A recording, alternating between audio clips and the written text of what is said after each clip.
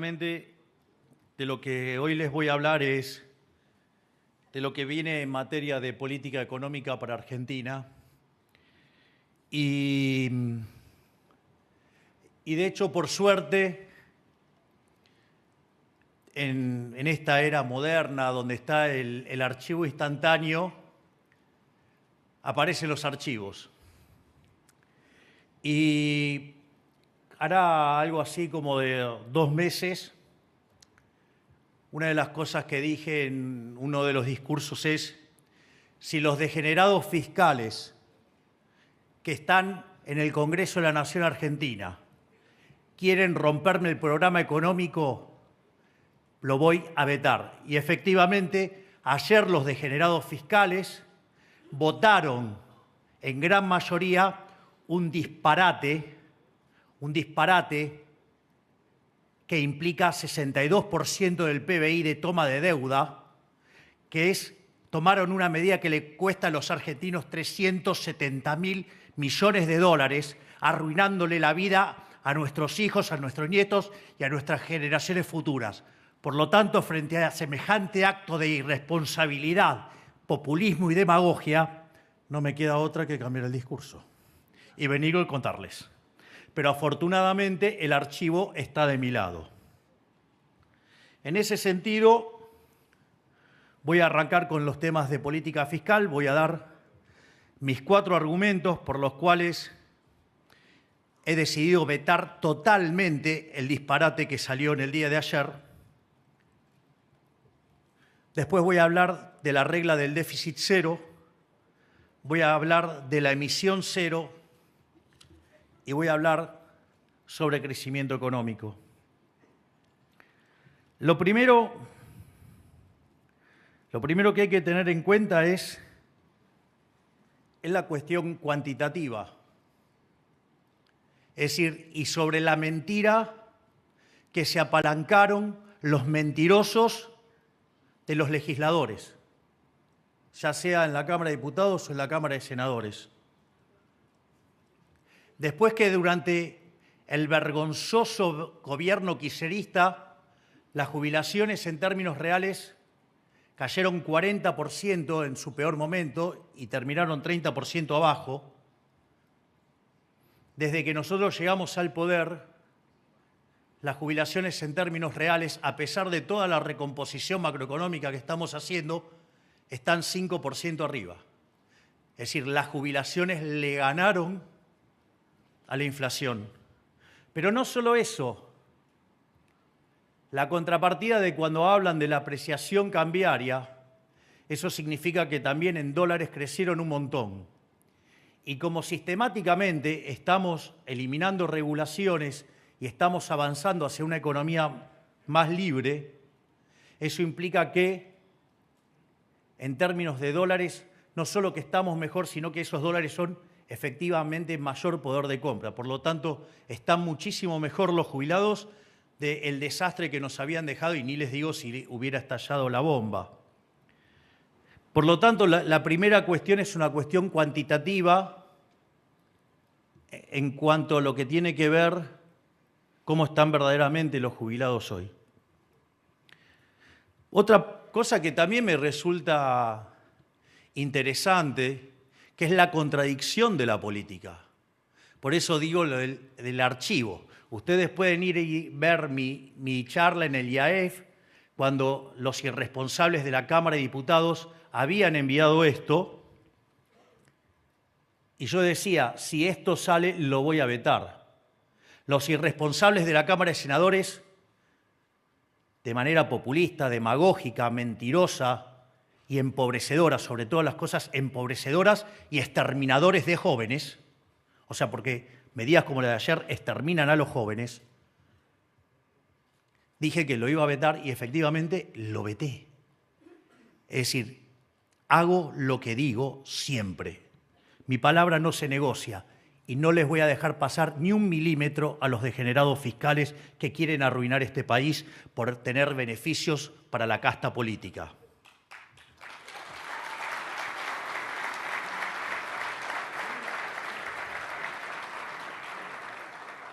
Y así, mientras que yo sí puedo resistir el archivo, los kirchneristas no pueden, por ejemplo.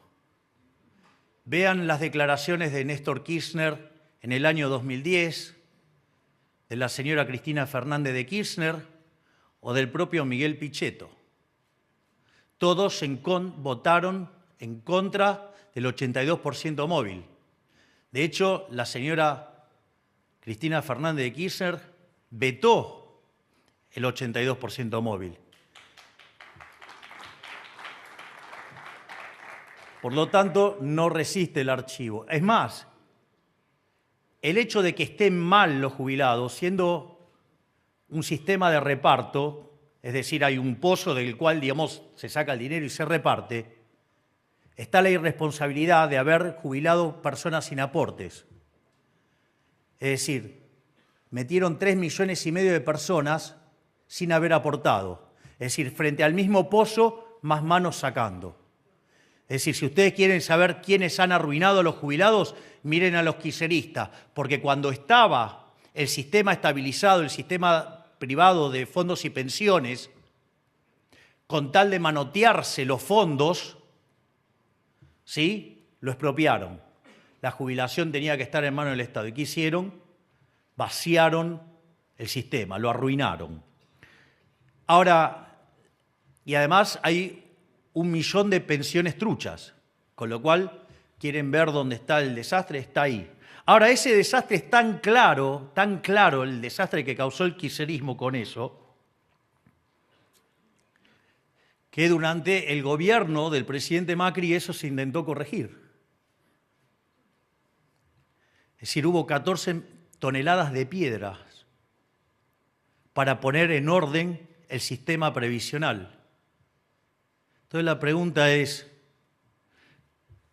eso en el gobierno los kirchneristas lo vieron, lo vio Juntos por el Cambio. ¿Me pueden decir qué carajo hicieron todos votando a favor de quebrar el sistema previsional y arruinarle la vida a los argentinos? Si eso no es populismo, si eso no es demagogia, si eso no es ser un mentiroso farsante, quisiera saber de qué estamos hablando.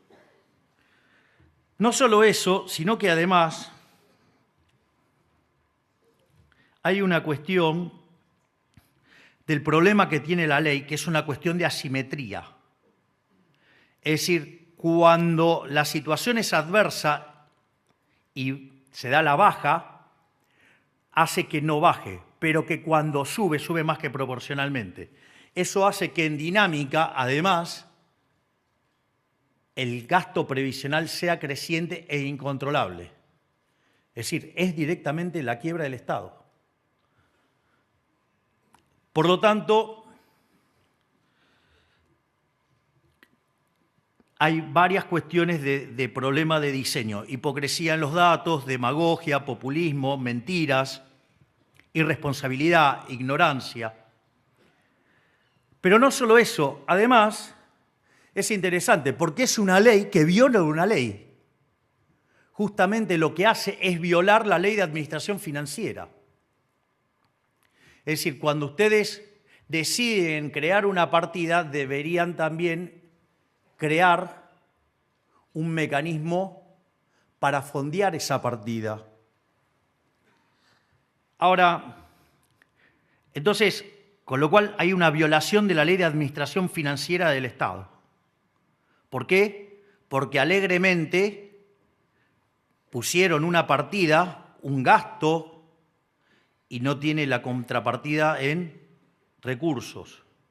Ahora, el problema es, ok, yo no tengo los recursos, entonces ese aumento de gasto, digamos, va a requerir un aumento de recursos.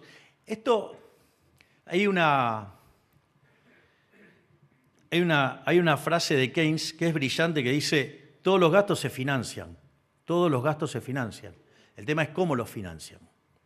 O sea, de alguna manera lo van a financiar. Entonces, por ejemplo, alegremente a los políticos les gusta usar la maquinita de imprimir billetes, es decir, la emisión monetaria. Total, gastan irresponsablemente, imprimen billetes, se genera inflación que no es ni más ni menos que un impuesto, que además tiene la característica de ser profundamente regresivo. Es decir, los campeones del buenismo, los que tanto quieren a los pobres, lo único que hacen es multiplicarlos. Y en ese sentido, ¿qué es lo que dijimos nosotros? No. Acá la maquinita se apagó, no se imprime más, que lo voy a explicar en la parte 3 de la presentación. Entonces, nosotros hemos decidido no estafar más a los argentinos con el señoriaje. Que aviso que el señoriaje, es decir, la emisión de dinero para financiar el fisco, es aún peor que lo que se denomina el impuesto inflacionario y que es la verdadera medida de la estafa y no el impuesto inflacionario. Porque si yo emitiera dinero en línea con la demanda de dinero, la inflación sería cero. Entonces, ¿qué dirían? Que no hay estafa ahí. Error. Porque quiere decir que yo si tengo un elemento que permite que crezca la demanda de dinero, si yo no emitiera dinero habría deflación. Por lo tanto, si estoy emitiendo en ese contexto, les estoy robando el efecto positivo de la deflación. ¿Por qué? Porque los saldos reales se estarían incrementando y ahora estarían constantes. Es decir, que la verdadera estafa es el señoriaje, la emisión de dinero. Pero bueno, imagínense, digamos, los políticos no suman ni con un ábaco, hablan de desendeudamiento y después se quejan del ajuste fiscal. O sea, con lo cual son complicados, o sea, no suman, directamente no saben sumar. Digo, no es tan fácil hacer política, digamos, cuando hay tipos que de vuelta no suman ni con un ábaco. La otra alternativa es, bueno, entonces no queremos más inflación porque no queremos, digamos, generar un impuesto que le haga tanto daño a los que menos tienen. Porque en el fondo es un impuesto recontra regresivo, carga sobre más de 25 o 30 veces sobre los más vulnerables. Es decir, que en el fondo golpe directo a los que supuestamente jubilados que quieren proteger los grupos, por ejemplo, de los que más golpean, entonces. Que se pongan de acuerdo, porque evidentemente, si ustedes quieren una buena política social, la mejor política social, ¿saben cuál es? Bajar la inflación. Pero bueno, parece que esa lección no les gusta cobrar impuestos que nadie se dé cuenta. La otra alternativa es tomar deuda. Ahora, cuando yo empiezo a tomar deuda, ¿cuál es el problema? Que mis condiciones de solvencia se deterioran. La consecuencia de deteriorar las condiciones de solvencia es que no me van a prestar a la misma tasa, me van a prestar a tasas más altas. Es decir, aparece algo que se llama riesgo país. Imagínense que los políticos tienen problemas para computar sumas y restas, imagínense entender qué es la tasa de interés y el riesgo país. Entonces, en este contexto, esa suba en la tasa de interés implica que la acumulación de capital es menor, es decir, tengo menos inversión. Al tener menos capital per cápita, la productividad per cápita es más baja y al tener una productividad per cápita más baja, los salarios reales de la economía son más bajos. Es decir, aun cuando pueda esquivar el impuesto inflacionario y lo pueda maquillar con endeudamiento, sigo perjudicando a la gente vía mayor tasa de interés, menor productividad y por ende menores salarios reales. Es decir, no hay tal cosa como un almuerzo gratis. Y la otra alternativa es directamente subir los impuestos. Es decir, una expropiación. Es violentar el derecho de propiedad. Por eso es tan interesante lo que pusimos en el RIGI. Si hay algo que ha caracterizado al Estado argentino a lo largo de los últimos 123 años, además del déficit fiscal, piensen que en 123 años tuvimos déficit durante 113. No solo eso, sino que en los 10 que no tuvimos déficit, en realidad estábamos en default, con lo cual es falso que no había déficit. Por lo tanto, somos el primer gobierno desde el inicio del siglo XX hasta hoy que tiene superávit fiscal en serio, porque no solo, digamos, estamos teniendo resultados primarios, sino que además estamos pagando los intereses.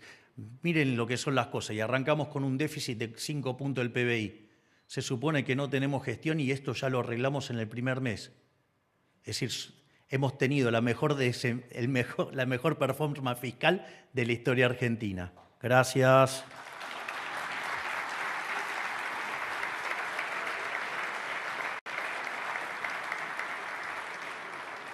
Y como obviamente esto está dando resultado y estamos bajando la inflación, después en la parte monetaria voy a entrar en los detalles, evidentemente la basura de la casta política quiere rompernos el equilibrio fiscal. ¿Saben por qué? Porque si sale bien, se les terminó el curro. Entonces, es importante que sepamos cuánto cuesta esto. En general, lo que van a ver es que los políticos son muy mentirosos y además tienen sesgo de confirmación y contratan y piden que haga los números economistas también mentirosos. Entonces, digo, le va a aparecer algún mentiroso que quiere justificar esta aberración diciendo que el costo de la medida es 0.4 del PBI. Bueno, primero que eso es mentira porque es 1.2 el costo de lo que se sancionó ayer.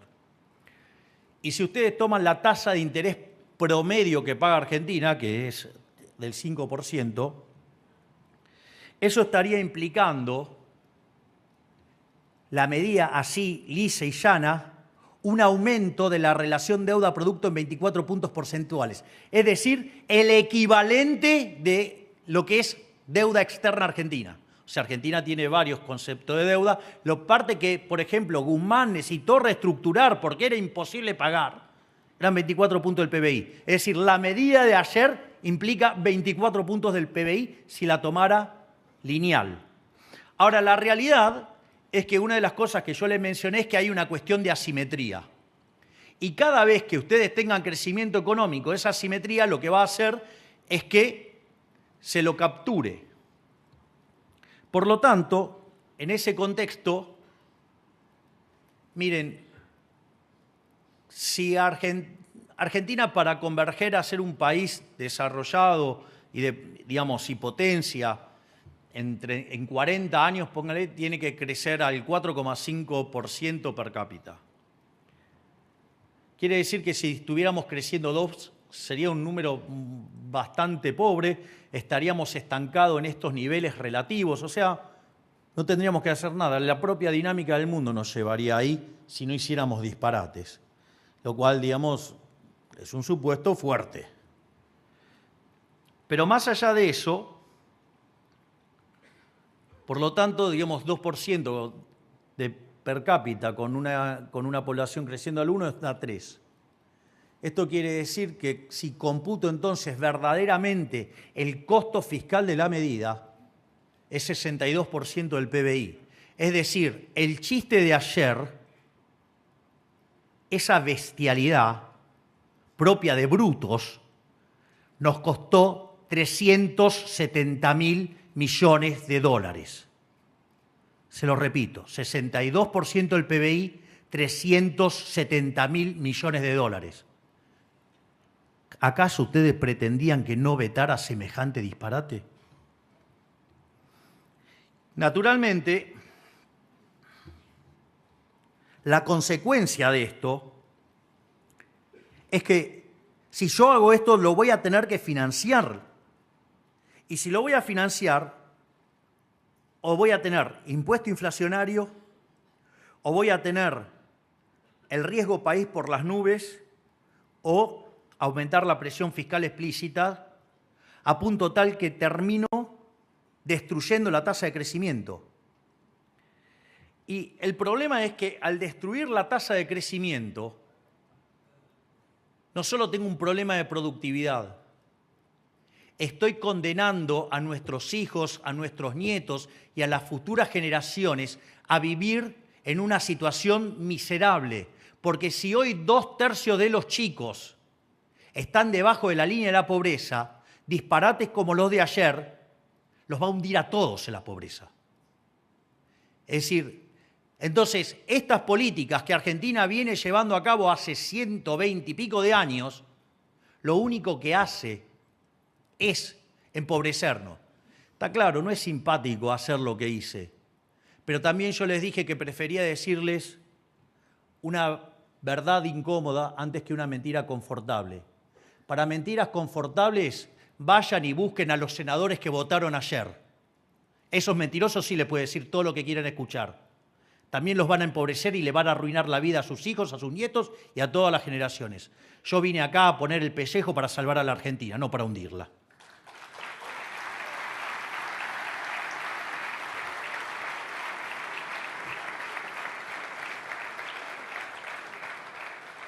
Dicho esto, ahora vamos a pasar a lo que es estrictamente la política fiscal. Nosotros hemos anunciado una política de déficit cero. No es caprichoso el déficit cero. Primero ya vimos que los déficits siempre hay que financiarlos, por lo tanto, de alguna manera u otra se va a pagar. Y dado eso, nosotros decimos déficit cero, pero de verdad, no en superávit primario cero, porque eso es mentira. Porque los intereses hacen que tengamos... Les aviso que el resultado primario cero no alcanza si ustedes tienen deuda. Solamente alcanza si no tienen deuda. Si tienen deuda y tienen que pagar intereses, no alcanza. En ese contexto, ustedes lo que tienen es que déficit cero implica que el déficit financiero es cero. Si el déficit financiero es cero, la variación de deuda es cero. Si la variación de deuda es cero, la relación deuda-producto es no creciente. Si la relación deuda-producto es no creciente, ustedes son solventes intertemporalmente. ¿Qué quiere decir eso? Que pueden repagar la deuda y por lo tanto mejora el perfil de crédito. No por nada, desde que asumimos, el riesgo país estaba cerca de los 3.000 puntos básicos y había perforado los 1.200 en un momento. Pero bueno, después empezaron los degenerados fiscales a hacer estas cosas y obviamente la pagamos con un riesgo país más alto, pero digamos, nosotros vamos a seguir resistiendo. Es decir, yo no voy a entregar el resultado fiscal, no lo voy a entregar, aunque los degenerados fiscales sigan insistiéndolo.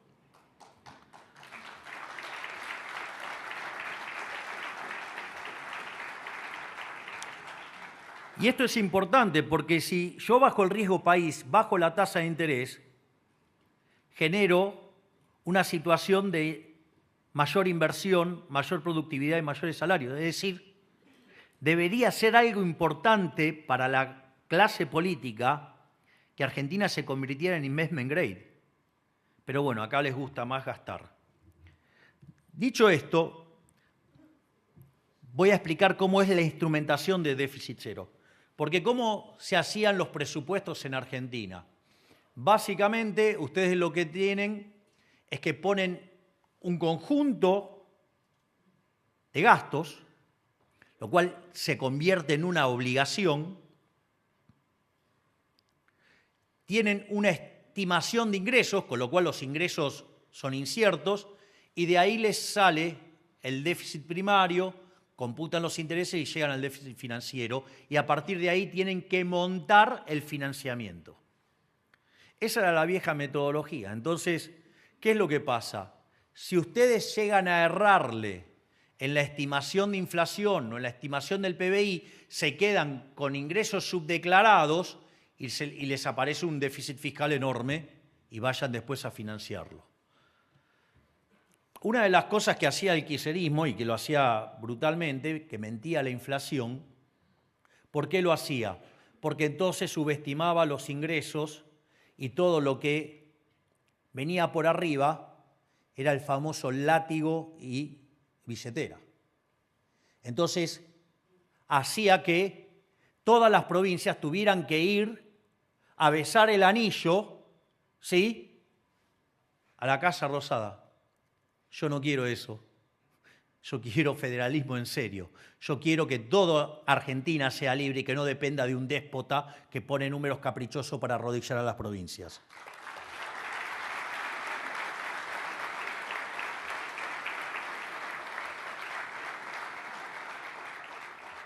En este sentido, el superávit primario va a tener que ser igual a la deuda, a los intereses de la deuda. Los intereses de la deuda vienen dados por la tasa de interés que se paga por esa deuda, lo cual es un dato, y por la deuda que teníamos acumulada. Y entonces el superávit primario tiene que ser igual a ese número. Ahora, ese número tiene que ser igual a la diferencia entre los ingresos y los gastos.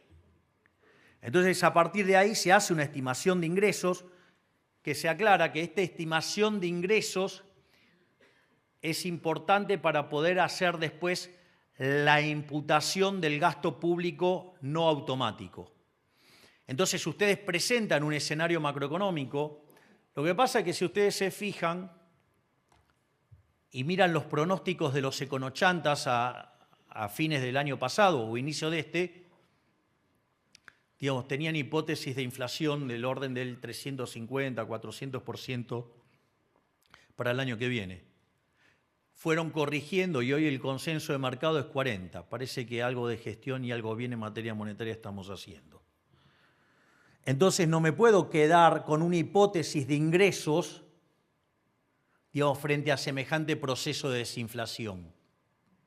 Entonces necesito armar un presupuesto que tenga partidas que se acomoden a eso. En este sentido, dado ese escenario base, puedo determinar el gasto para que sea consistente con el pago de intereses y el resto del gasto. Y ahí ustedes van a tener partidas de gasto que tienen ajustes automáticos. Por ejemplo, las jubilaciones, que quedan enganchados al escenario macroeconómico y se mueven acorde al escenario macroeconómico, lo cual tiene sentido. Entonces, el gasto público va a haber una parte inducida que tiene que ver con el escenario macroeconómico, con lo cual ustedes están eliminando ese riesgo, y hay un gasto discrecional remanente. Entonces, ¿para qué sirve, digamos, determinar el escenario base? Para que en el gasto remanente, el gasto discrecional remanente, ustedes tengan la composición de ese gasto, las participaciones de cada uno de los componentes de ese gasto discrecional. Entonces, cuando la macroeconomía se mueve en una dirección distinta al escenario base, eso le permite determinar la forma en la cual el gasto discrecional también se tiene que ajustar. Por lo tanto, ese es el mecanismo que vamos a estar presentando en el presupuesto, de modo tal que podamos garantizar el déficit cero y que el déficit cero, digamos, se vaya de la vida de los argentinos. Ahora, claramente va a haber desvíos. Entonces, una de las cosas que puede pasar es que la tasa de crecimiento observada sea mayor que la que habíamos estimado. Entonces, la pregunta es, ¿eso es transitorio o es permanente? Si es transitorio, a ustedes cuando les ingresa, ¿qué pasa? La hipótesis del ingreso permanente. Les suben los ingresos de manera transitoria. Ustedes no aumentan el consumo en la misma línea, lo aumentan acorde al aumento del ingreso permanente, que es poquito, porque lo que subió es el transitorio. Entonces, en el corto plazo se genera una diferencia y que ustedes, ¿qué hacen con eso? Ahorran, hacen caja. Y eso nos da recursos para manejar la política financiera de la deuda que sí ya existe. Por otra parte, si el aumento es permanente, y quiere decir que los ingresos, digamos, pasaron un escalón más alto, ¿no se imaginan qué voy a hacer? Voy a bajar los impuestos, ¿o creen que se los voy a dejar gastar a los políticos?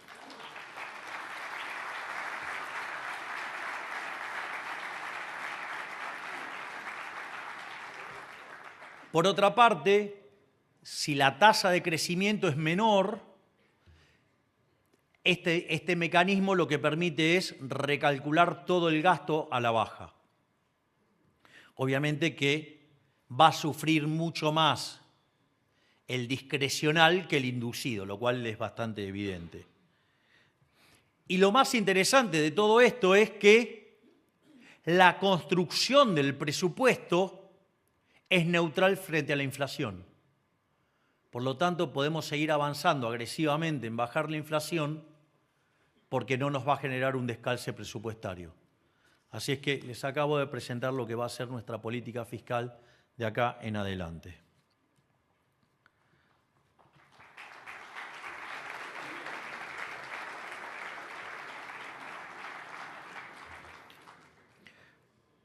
Por otra parte, ahora lo que voy a hacer es explicar la política monetaria, lo que nosotros hemos definido como emisión cero. Básicamente, cuando nosotros llegamos al gobierno, sí, una de las cosas que yo no me quejo nunca, digamos, yo describo la herencia, pero no me quejo de la herencia. Lo voy a poner en estos términos. Si soy el primer presidente liberal libertario de la historia de la humanidad, es obvio que no iba a llegar al poder en condiciones normal de presión y temperatura. Es decir, no iba a llegar a ser presidente si vivíamos en Suiza. Es decir, es obvio que tenía que ser un descalabro de proporciones padre, ¿sí?, de proporciones bíblicas, para que se dé esta situación tan atípica. El cisne negro. En ese contexto,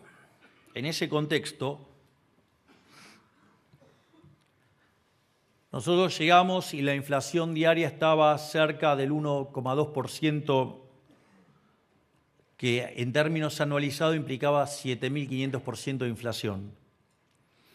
Y esto que parecía un escándalo y una exageración, cuando ustedes toman la inflación mayorista, que es la que se anticipa a la inflación del IPC, la del consumidor, fue 54%.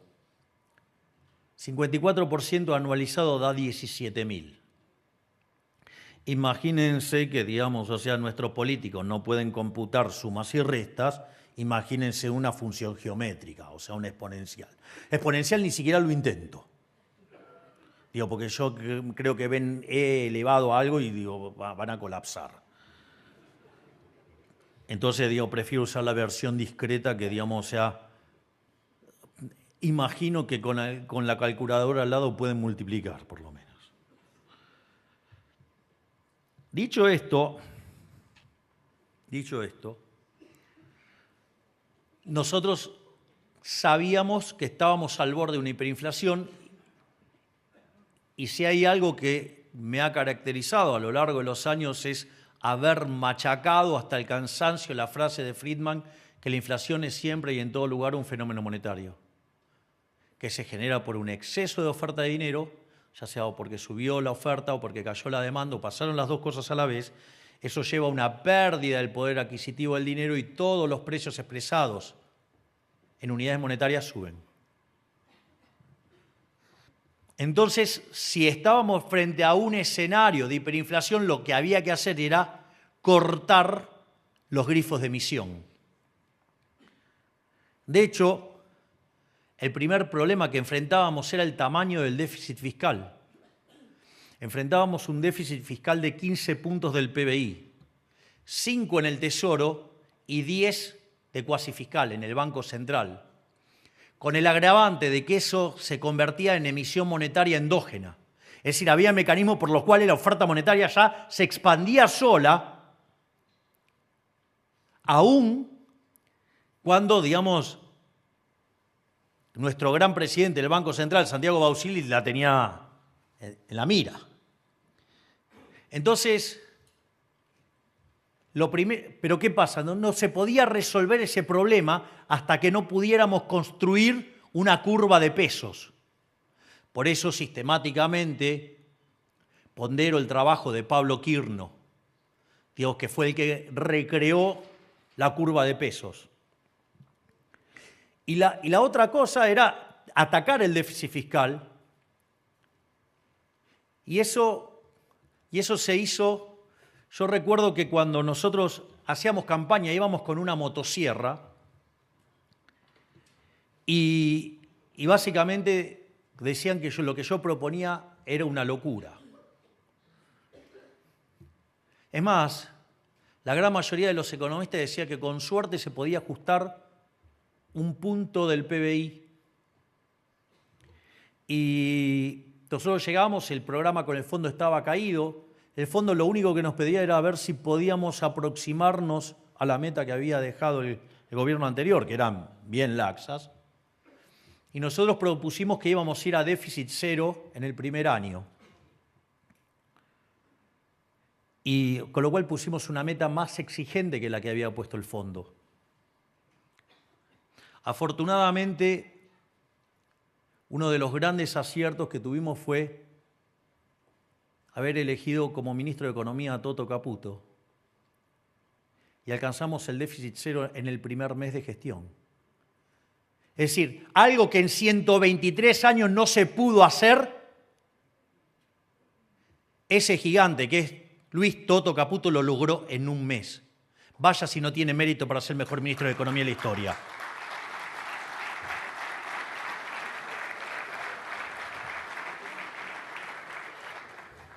De hecho, primero dijeron que eso lo hacíamos no pagando, nos inventaron un montón de cosas, que no era sostenible, que en febrero se caía el superávit, y no se cayó en febrero, no se cayó en marzo. Terminamos la primera parte del año, tuvimos superávit hasta en junio, con la estacionalidad que tiene las cuentas públicas. Y en los 7 primeros meses, siendo que en julio caen los vencimientos, acumulamos un montón de superávit. Tenemos en la cuenta del Banco Central 17 billones de pesos y de acá a fin de año vamos a estar quitando vía superávit entre 6 y 9 billones de pesos más. Miren si no ha funcionado verdaderamente la motosierra. Pero no alcanzaba con eso. Es decir, teníamos el problema del cuasi fiscal, que era un problema del doble del tamaño del que teníamos en el Tesoro. De hecho, llegamos y teníamos 4 bases monetarias en títulos a un día, o sea, teníamos plantada la hiper. Ustedes piensan lo que es multiplicar por 5 la cantidad de dinero en un día.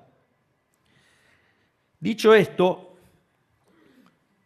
básicamente nosotros ¿qué hacemos? Hacemos un sinceramiento del mercado de cambios, buscamos que el tipo de cambio más el impuesto país se parezca al paralelo, sin un sinceramiento, y ese salto en el tipo de cambio hizo que la tasa de interés de arbitraje entre pesos y dólares, si bien era positiva en dólares, pero en términos de pesos reales era negativa. Yo recuerdo muchos economistas diciendo, no, hay que subir la tasa de interés, tiene que ser tasa de interés real positiva. Si hubiéramos hecho esa estupidez,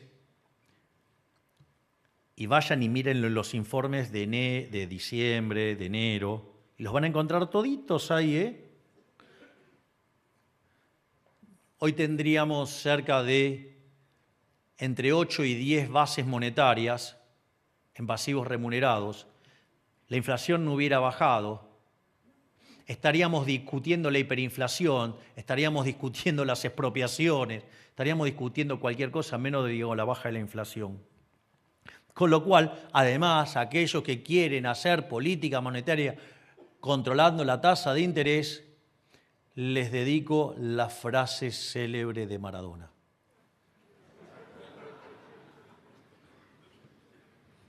Paliza teórica es poco. Dicho esto, nadie hablaba de eliminar, los pasivos remunerados de las LELIQs. Nadie hablaba, el único que hablaba de eso. ¿Saben qué? Me sentía más solo que Adán en el Día de la Madre.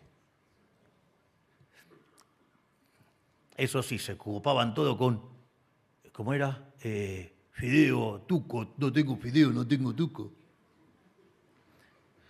Me parece que tanta tintura le hizo mal. Al margen de eso, que nunca dijeron cómo iban a resolver ese problema, nosotros sí lo enfrentamos de frente. El hecho de que fuimos a arbitrar la tasa de interés en dólares y que dio tasa de interés real negativa en pesos, nos permitió que licuar básicamente la posición de pasivos remunerados sin que implicara un ataque especulativo contra la moneda, al tiempo que limpiábamos el problema de stocks que nos dejó el gobierno anterior, que todavía no terminamos, pero estamos trabajando en eso. Entonces, en ese contexto, parecía imposible que se pudiera terminar con el problema de los pasivos remunerados. Y todos lo iban a arreglar por arte de magia. No, arte de magia no. Si yo les hubiera dicho que lo iba a mantener constante, me hubieran aplaudido. Increíblemente, en 7 meses de gestión, eliminamos los pasivos remunerados y se terminó con el cuasi fiscal. Con lo cual, en 7 meses de gestión, metimos un ajuste fiscal de más de 15 puntos del PBI, haciendo el ajuste fiscal más grande de la historia de la humanidad. Miren si no hemos gestionado la política económica. Pero obviamente no alcanzaba. En connivencia entre el Fondo Monetario Internacional y la gestión anterior no cumplía con las metas. No cumplía con las metas monetarias, no cumplía con nada. Pero, sin embargo, seguían haciendo déficit fiscal. Para que tengan una idea, a lo largo del gobierno kirchnerista se financió con emisión monetaria déficit por 28 puntos del PBI. En el último año habían sido 13 puntos del PBI. Ustedes se dan cuenta, ¿no?, del tamaño del delirio. El plan Platita, para tratar de ganar una elección, el desastre que habían dejado plantado. Y en ese contexto, una de las cosas que le permitió el Fondo Monetario Internacional a los irresponsables del gobierno anterior fue utilizar los puts. ¿Cuál es la característica? Los bancos no querían financiar al gobierno. Preferían ir al Banco Central porque si había un problema de liquidez podían ejecutar y con eso hacerse de los pesos y preservar el problema de liquidez que es tan importante dentro de un banco, el manejo de la liquidez. Entonces, en ese contexto, ¿qué es lo que hizo el fondo? Le permitió generar los puts.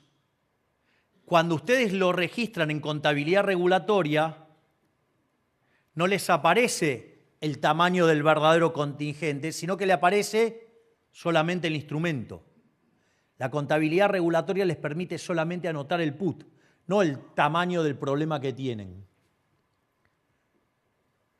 Y obviamente que eso eran más de 4 puntos del PBI. Y eso era una carga y hasta que no se resolviera también teníamos un problema para frenar la emisión.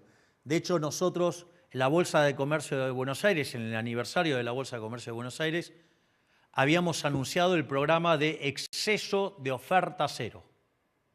Es decir, que solamente íbamos a emitir dinero contra demanda de dinero, entendiendo como demanda de dinero la venta de dólares del sector privado, es decir, digamos que ustedes con los dólares vayan y compren pesos.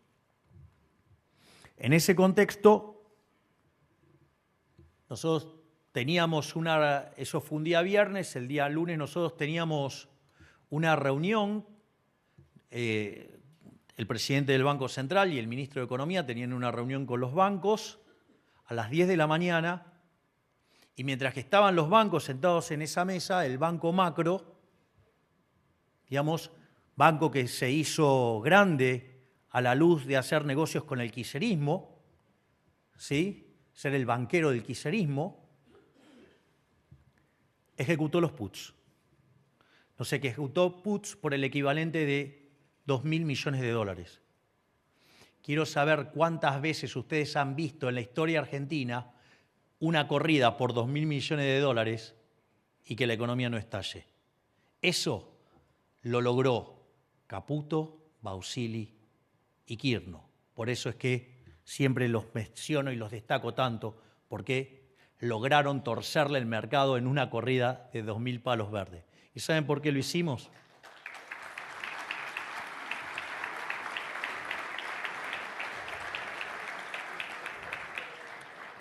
Lo hicimos porque del otro lado teníamos 17 billones de pesos, que los acumulamos gracias al superávit fiscal.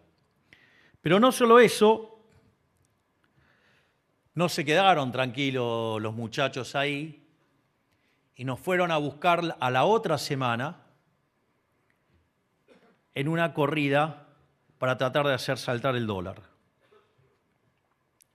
Y en ese contexto, yo me acuerdo que en ese momento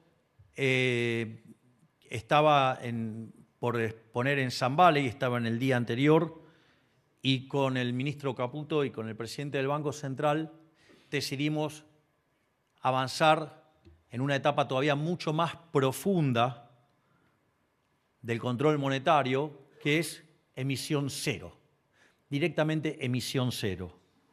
Por lo tanto, si nos querían correr, que lo hicieran, que nos atacaran la moneda, pero tarde o temprano el dólar se iba a desplomar y se les iba a caer.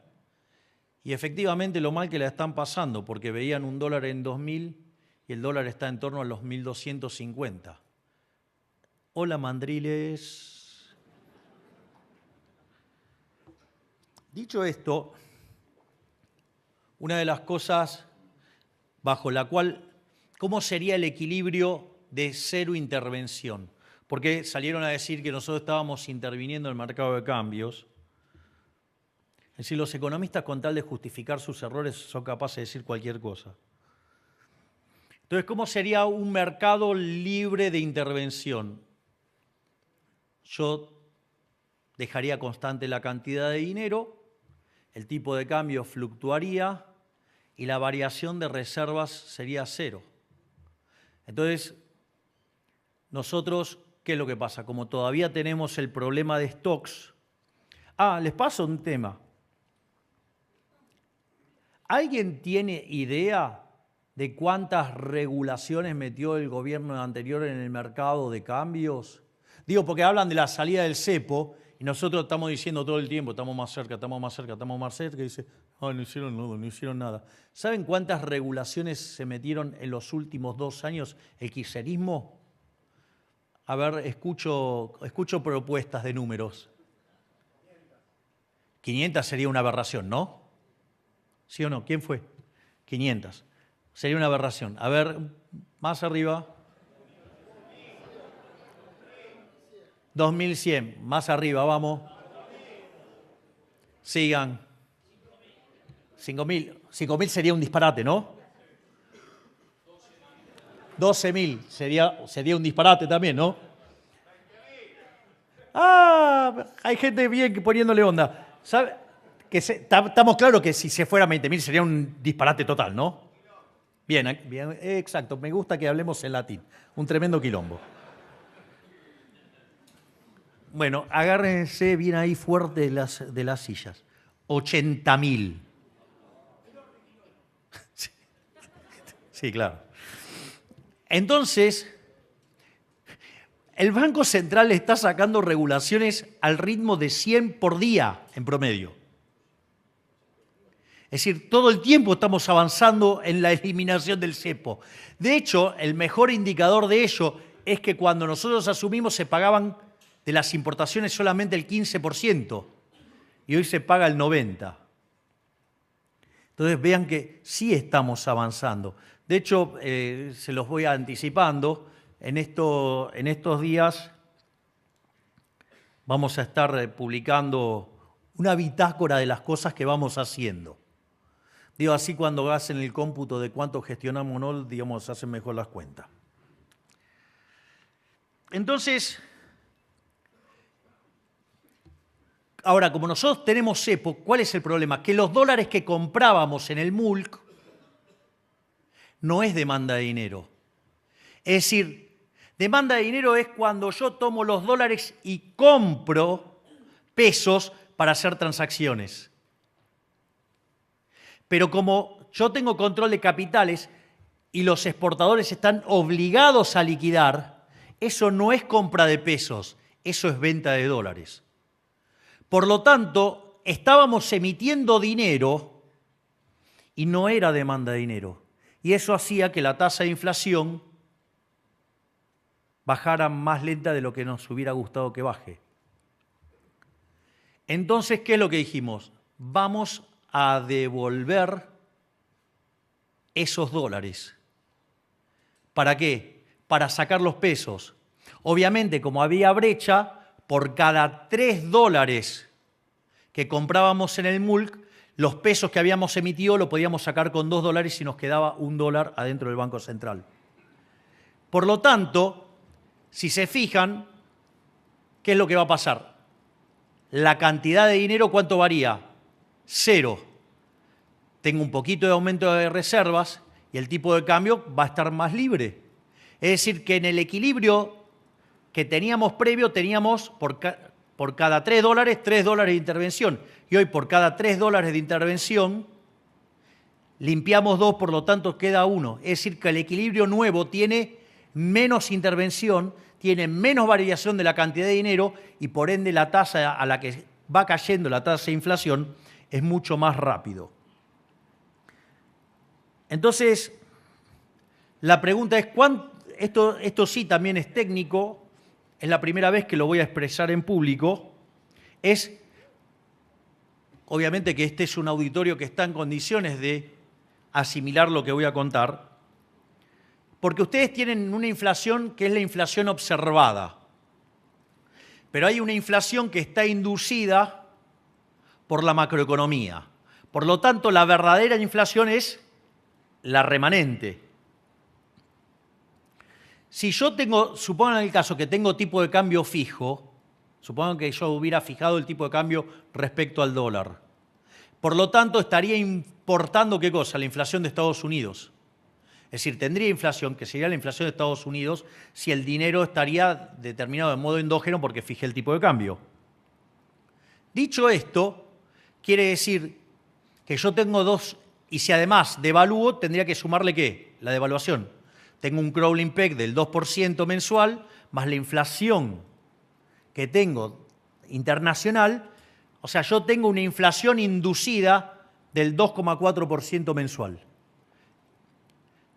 La pregunta es ¿por qué no liberás el cepo? Digo, porque todavía no terminé de arreglar el problema de los stocks. Pero créanme que los estoy apuntando. Por lo menos cuando termine el año voy a haber eliminado la mitad de las regulaciones que dejaron las cucarachas. Dicho esto, en ese sentido, quiere decir que si yo tomo 2,4% y tomo la inflación verdadera, la observada, de 4, tengo un diferencial de 1,6 en consumidor. ¿Esto qué quiere decir? Que si yo anualizo ese número, la inflación en Argentina entonces viene viajando al 20% anual. Es decir, la verdadera inflación que está generando la macro, o sea, quiere decir que todavía sobra dinero en la economía. Por eso genera ese nivel de inflación, aun cuando no emita. Viene viajando al 20% en consumidor. Pero ¿qué es lo que pasa? Consumidor tiene algunos componentes que ensucian la medición y siempre es más interesante mirar que mayoristas. ¿Por qué? Porque se adelanta a los precios al consumidor. Entonces, cuando yo miro mayoristas, tengo 3,1. ¿Esto qué quiere decir? Que viene viajando entonces al 0,7. 0,7 es 8% anual. Y si tomo el resto del sistema de precios mayoristas, la inflación vendría viajando al 0,4. Si viene viajando al 0,4, estamos hablando de una inflación en torno al 5 o 6% anual. Es decir, de estar discutiendo una hiperinflación con niveles del 17.000%, la verdadera inflación macro argentina hoy viaja al 5%. Y eso se logró sin haber atravesado la hiper que me licuara todos los saldos reales. Se atravesó sin expropiaciones, o sea, nosotros no hicimos un plan Bonex. Se hizo sin controles de precios, se hizo sin fijar el tipo de cambio y se hizo, además, con recomposición de tarifas. Si eso no es digno de decir que Caputo es el mejor ministro de Economía de toda la historia argentina, no sé a dónde van a buscar una evidencia empírica tan fuerte en favor de dicha frase.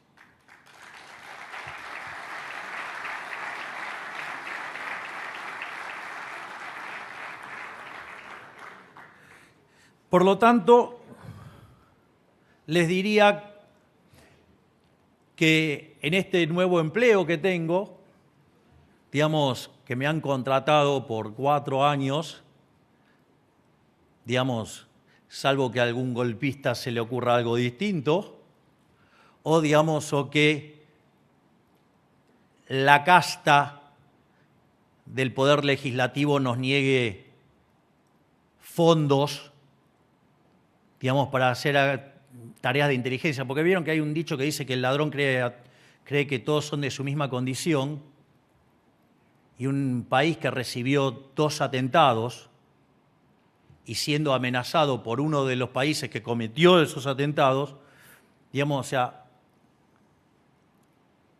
voy a tener que confiar un poco más en la fuerza del cielo para que no me pase nada. Pero dicho sea de paso, que si me pasa algo es responsabilidad de ellos. Sobre todo, digamos, cuando armaron la bicameral poniendo a un kirchnerista de closet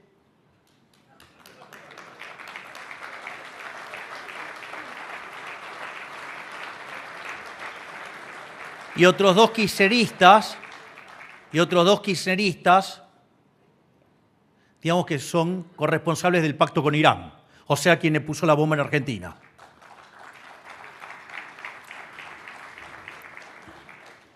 No les voy a dar el gusto. Voy a terminar estos 4 años y además voy a ser reelecto y voy a hacer que Argentina se ponga de pie.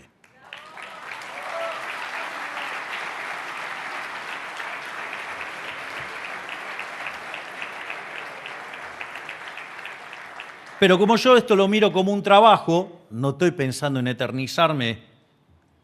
Por suerte el sillón de Rivadavia mucho no lo uso.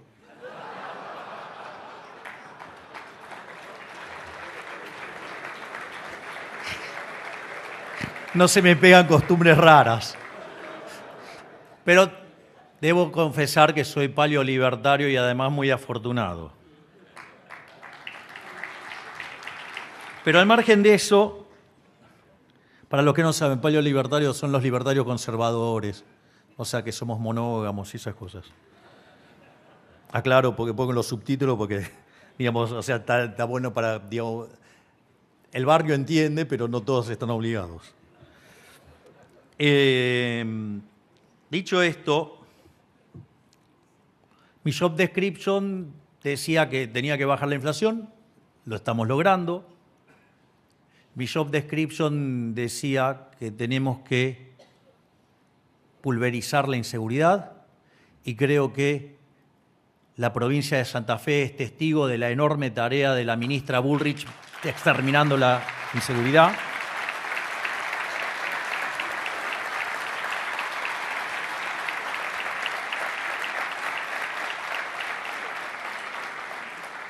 Y si bien no creo que estaba explícito en mi job description, creo que también la gente me exige que logre hacer crecer la economía. Para algo soy especialista en crecimiento económico. Interesante que la política todavía eso no me lo borró. Y lo liberal libertario tampoco. Dicho esto, entonces la pregunta es cómo vamos a crecer. Digo, está claro que la inflación tarde o temprano la vamos a derrotar, está claro que vamos a derrotar a la inseguridad, pero la pregunta es si vamos a crecer. Y dicho esto, depende cómo definan crecimiento. Si lo miran como se mira en la Argentina, que el PBI vaya aumentando, que eso no necesariamente es crecimiento, es recuperación, rebote. Hay elementos que hacen a un rebote, o sea, subas del PBI vinculadas a un rebote y subas del PBI a cuestiones estructurales. Los factores que hacen al rebote es, hay una fuerte recuperación de los salarios reales. Cuando ustedes miran los indicadores de salarios, ya hace más de 3 meses que los salarios le vienen gastando sistemáticamente a la inflación. Por lo tanto, hay una recomposición de los salarios. Es decir, el liberal desalmado, que no sé qué cosa, digamos, hace que la gente gane más. No solo eso, también las jubilaciones, con el cambio de fórmula que propusimos, implicó que empezó a recuperar contra la inflación, y como la inflación viene a la baja, por lo tanto, en términos reales las jubilaciones están subiendo. Eso hace que esté aumentando el poder de compra de la demanda, el poder de compra de los argentinos, y dado el nivel de utilización de la capacidad instalada, implica que podemos tener una expansión de demanda sin tener grandes efectos sobre los precios y con fuerte impacto en la actividad, con lo cual, digamos, ¿y qué es lo que estamos viendo? Que está rebotando el nivel de actividad. Hoy 8 de 10 indicadores importantes de alta frecuencia muestran que la economía está saliendo adelante. Cuando ustedes miran indicadores de actividad, pero que son viejos, está claro que están viendo un piso entre lo que es en torno al segundo trimestre del año. Y en ese contexto, eso da un rebote de actividad, empleo y salarios. Además, hay una cuestión del ciclo de stocks, es decir, frente a la crisis que se avecinaba durante la última parte del gobierno kirchnerista, ustedes acumulaban stocks para evitar la crisis, para protegerse de la crisis, para poder salir del dinero. Eso hizo que el nivel de actividad estuviera más alto de lo que debería haber estado, porque había mucha inversión en stocks. Aún así, en el cuarto trimestre del año pasado, la actividad cayó 2,5%. Lo aviso porque, digamos, nosotros, haciendo el ajuste fiscal más grande de la historia, cayó 2,6%. Digo, con lo cual, parece que hacer las cosas bien, aun cuando estamos arreglando los problemas que generaron 123 años de descalabro, parece que está funcionando mucho mejor de lo que creían. Y en ese contexto se liquidaron los stocks y se sobreacentuó la caída, y ahora se tienen que recomponer. Por lo tanto, hay una parte del rebote que tiene que ver con la recomposición de stocks. O sea, eso es lo que tiene que ver con lo coyuntural, con el rebote.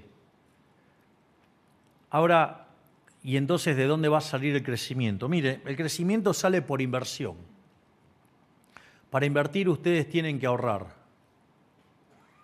Y esto es una definición interesante que parece que los econochantas no entienden, que podemos crecer con cepo también. ¿Por qué?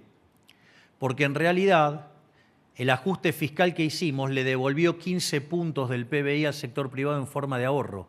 Por lo tanto, ese mayor ahorro es mayor inversión y por ende más crecimiento. Es decir, que el ajuste fiscal que hemos hecho, sacándole la pata opresora del cuello al sector privado, que es el gasto público, mientras que discutíamos la hiper en diciembre, hoy discutimos créditos hipotecarios a 30 años. En el fondo, de ahí es donde salen los fondos para financiar el crecimiento económico. Pero no solamente eso, sino que además, eliminando la inflación, eliminamos el problema de distorsión de precios relativos, y eso también genera un efecto de recomposición. A su vez, el déficit cero implica trabajar de lleno contra el riesgo país, contra altas tasas de interés, por ende también eso implica mayor crecimiento económico. Y como si fuera poco, hicimos la reforma estructural más grande de la historia argentina. En ese contexto, la reforma estructural más grande que se había hecho en Argentina fue la que se hizo al inicio del gobierno de Carlos Menem, y fue la más grande de la historia argentina. Nosotros, con la ley Bases, la reforma es 5 veces más grande que la que hizo Menem. Y si sumamos el DNU, con beneficios muy claros, por ejemplo, lo que pasó en el mercado de alquileres, la reforma es 8 veces más grande que la que ocurrió en el gobierno de Menem, y eso lo hicimos en 6 meses, con 15% de la Cámara de Diputados y 10% de la Cámara de Senadores. ¿Y por qué es importante esta reforma? Porque esta reforma nos permite escalar 90 puestos en términos de libertad económica. Y aquellos países que son más libres son 12 veces más ricos que los reprimidos. Nos pone a la altura institucionalmente en la línea de países como Alemania, Italia, Francia. Es decir, en un sendero de fuerte crecimiento que podría hacer que, de vuelta, en 40 años alcancemos en dinámica esas potencias. Sin embargo, para mí eso no es suficiente. A mí no me alcanza estar en ese nivel. Yo quiero que Argentina sea el país más libre del mundo.